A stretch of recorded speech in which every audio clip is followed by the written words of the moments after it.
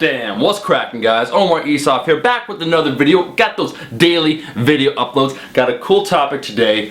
Are strongman competitors the best deadlifters? And I'm making this video for a couple different reasons. One, I like to talk about impressive feats of strength. I also like to learn a lot, and we're going to learn something today. Basically what happened, on my Facebook page, I post videos that motivate me. So huge lifts, weightlifting, powerlifting, strongman, and recently in the last week I posted 2 deadlift videos. The current deadlift record is held by a strongman competitor, Eddie Hall. So I posted that video just saying, this is an amazing lift. And then I posted another video today, Benedict Magnuson, he's a strongman competitor, he's also done powerlifting, but he previously, before Eddie Hall, had the highest raw deadlift, and people started asking me, hey man, wait a second, why do all these strongman competitors have the highest deadlifts? And it got me thinking, and I basically thought about it the whole day, which is why I'm making the video. If you think about this, so strongman has a variety of different events, right? When it comes to powerlifting, you got the big 3, you got the bench, squat, and deadlift. Strongman competitors do certainly train the deadlift a shit ton because they have to do it. There's a variety of movements, however. There's not just 3 set in stone. Basically, they always have to pick up heavy shit, Atlas stones, tire flips, axle deadlift, car deadlift, a bunch of different events, log presses, overhead presses, things that involve, carrying heavy weights over a certain level of distance, over a certain distance. So we're talking about yoke carries. They have a lot of different events to do. There's not just 3 movements. So if the conventional deadlift is not one of their standard movements that they always have to compete in, why is it that it seems like the highest deadlifts of all time are done by strongman competitors? So I thought about this and I have an answer. Here's my first thought. First of all, we got to keep in mind that we're talking about the absolute all-time deadlifts.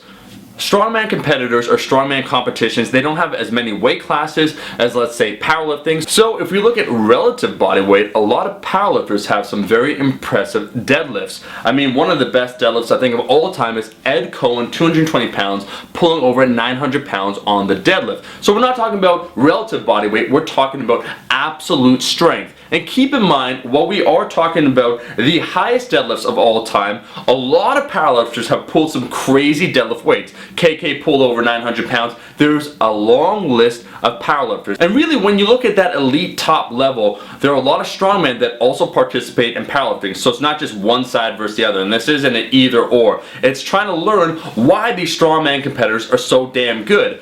One of the big things I would also say, taking a look at Eddie Hall, just the way that he's built, if we think about what's the optimal, proportions in order to deadlift a lot of weight, he doesn't really have those. We think about really lanky arms, we think about maybe shorter legs and a longer torso. So you have to pick up the weight over less distance. But Eddie Hall, looking at his build, he's like a big motherfucker. He's just huge all over. So it doesn't have to do, I feel, with the actual body type. I have to look at a couple other things. The first always has to be specificity. When it comes to strongman training, they certainly pull a hell of a lot.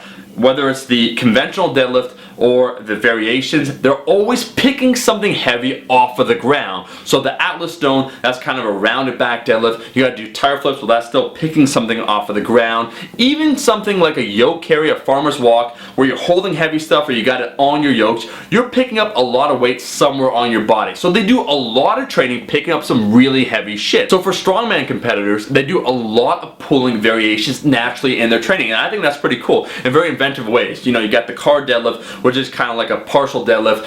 Let's say a block pull, sometimes they set up from different heights. You got an axle deadlift, so you're dealing with a variety of different grip, height, or different adjustments, different deadlift variations that round it back when it comes to the Atlas stone. So they really focus on pulling a lot. So we can't deny their specificity. They don't do that same specificity when it comes to the bench press because it's not an event they compete in. So while they might not do a conventional deadlift every single competition, they do train the conventional deadlift and they do a lot of different variations. The second thing I want to point out, I was talking with my main man, Greg Knuckles, and he told me that there's actually a study that Dr. Stuart McGill, super smart dude, did on heavy weighted carries, and it found that they were very taxing on the torso in a good way. So basically, when you do farmer walks, when you do a yoke carry, it's very taxing on your torso. This makes sense. Strongman competitors are used to picking up heavy things, but not only picking them up, but walking with them. So if this is indeed true, and the research shows that it is very taxing on the body, and it's good, but it basically builds overall strength, picking things up and then moving with it,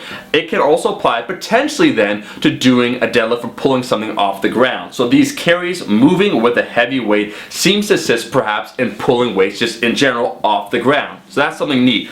The other thing we have to talk about, however, and this is the big, kind of elephant in the room, is we need to talk about incentives. When it comes to strongman competitors, they actually get paid to compete. The very best, the super heavyweights that compete in Europe, at the world champs and whatnot, they get paid to compete in strongman. So money attracts a better talent pool. Same idea when you think about North American athletes.